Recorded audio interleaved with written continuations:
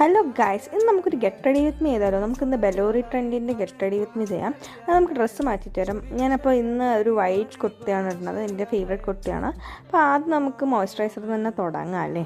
Moisturiser ഇട്ടു, അത് കഴിഞ്ഞാൽ സൺസ്ക്രീൻ ഇമ്പോർട്ടൻ്റ് ആണല്ലോ, അത് ഇട്ടോ.